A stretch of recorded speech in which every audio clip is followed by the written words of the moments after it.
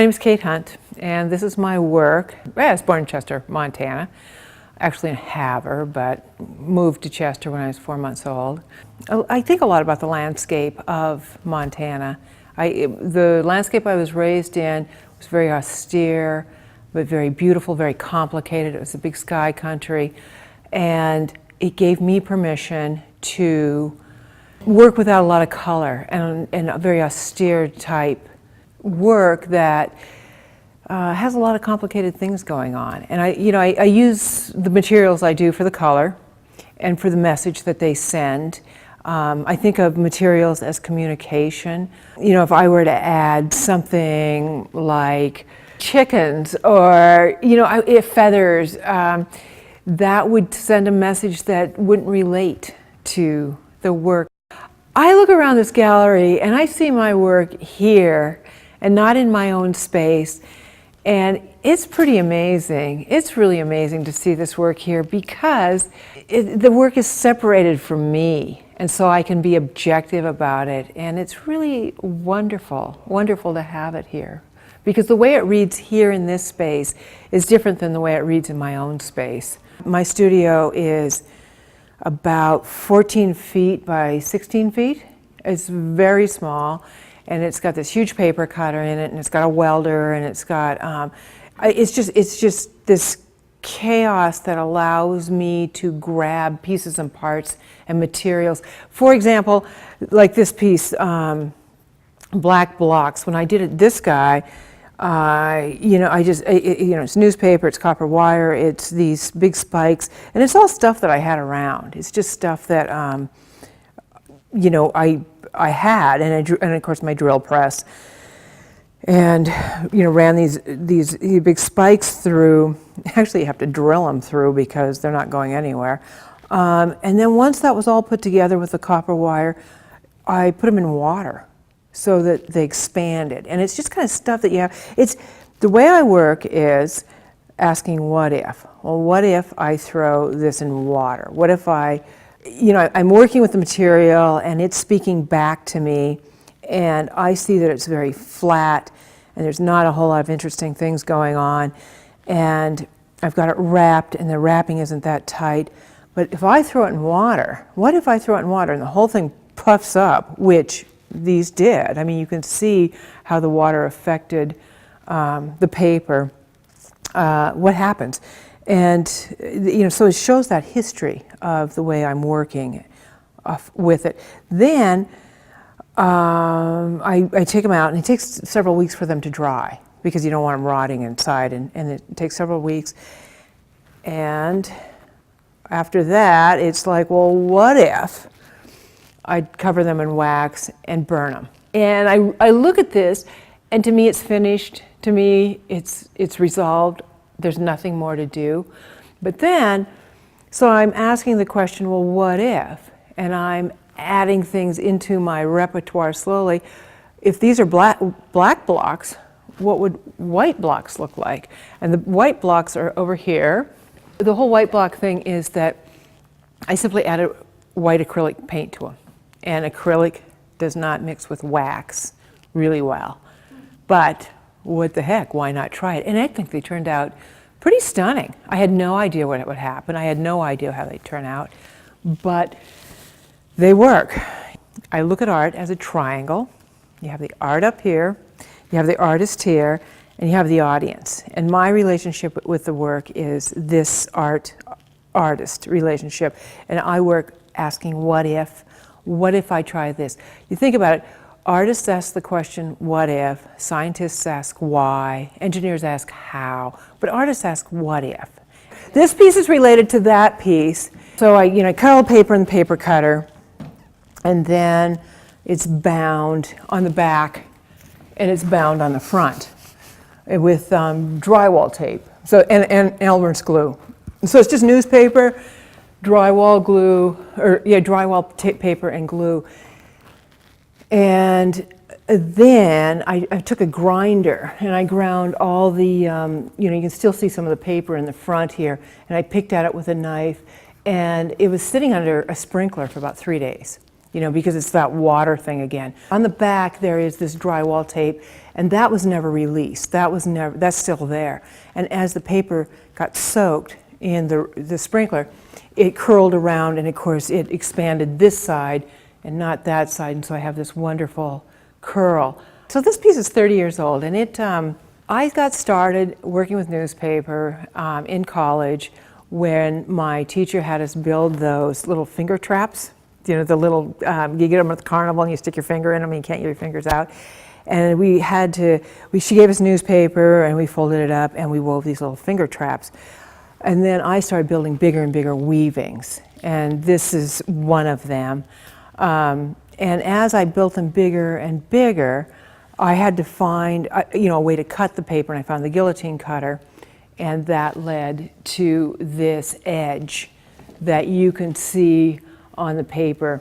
And so I started cutting these strips to fold up to make these weavings. And it really is a case of one thing leading to another. And so once I started using that guillotine cutter, it cuts about 5 inches at once. I went, whoa, look at that. I mean, all of a sudden I had this construction material that just gave itself to me. And I think that's really important in everybody's work and in their lives, is to find that material or that method or that thought process that works for you. And you don't know why it works for you. You don't care why it works for you, but it does. If it's doodles, go with it.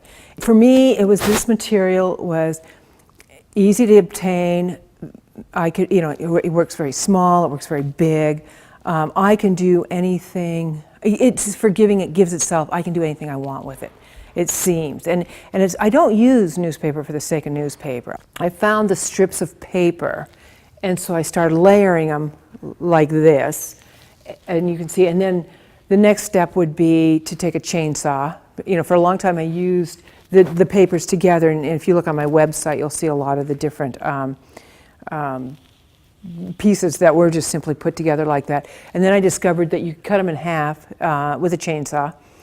And then, then I had these two halves, and I built a lot of pieces with just two halves and no kind of, no more materials added in.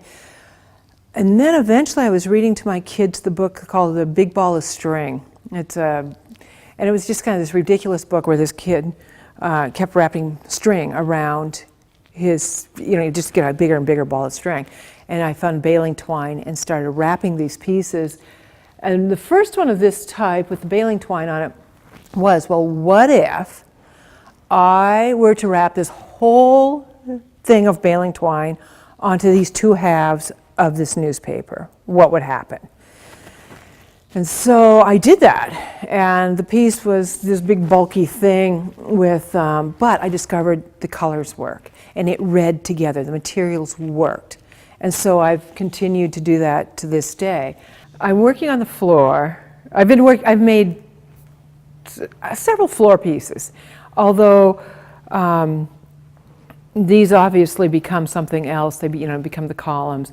And the only threat to these floor pieces that I've ever had, people wonder how durable they are. Well, they're pretty durable, except for my buddies, the goats, who lived in my studio, and they would eat them. Yes, I had a lot of problems with the goats eating my work. They were my harshest critics, but they were my best critics because they helped me with everything. And Frida and Pinky were twins. They're African pygmy goats.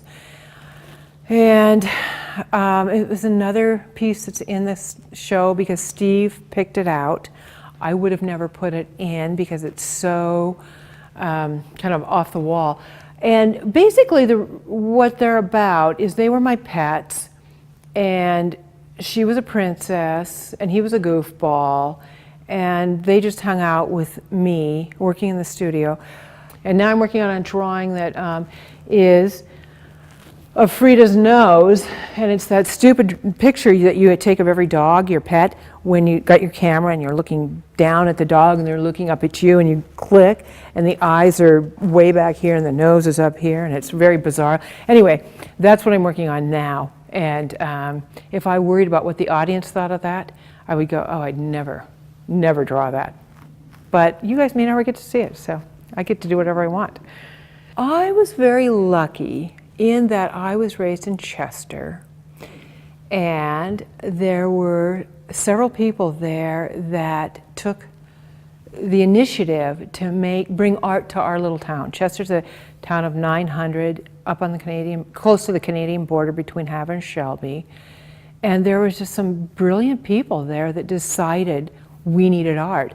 And I remember going to an art show in the gymnasium. And I was just a kid. And I just looked at it and went, well, duh, of course, this is what you do. It never dawned on me that it was special. It never dawned on me that I shouldn't be doing it. It was as natural as running is to some kids. You know, it was just there, and I never questioned it. And I never have questioned it. I've never become an artist. I have just been an artist. In the 5th grade, I remember doing things like braiding grass. We'd have this long, tall grass, and I'd braid it and make patterns in the grass. I remember doing a lot of that and tying it off and making bundles. I made a big peace sign.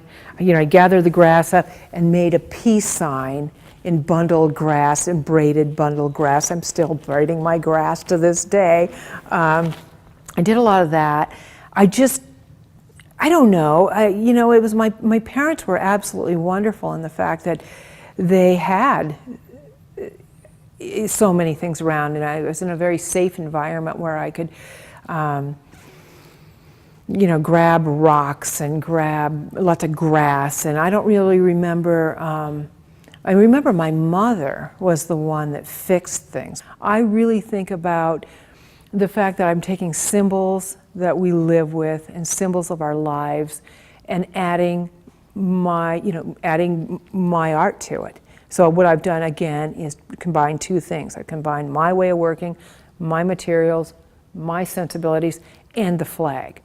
And it's really pretty innocent, you know. It's just that it's a great vehicle.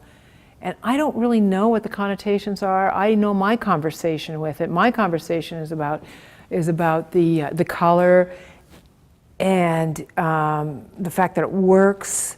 It speaks to me on a level that I really can't tell you about. It's not a level I can talk about. It just, this piece talks to me, this piece talks to me, and I can't tell you what they're saying. And hopefully they will talk to you too.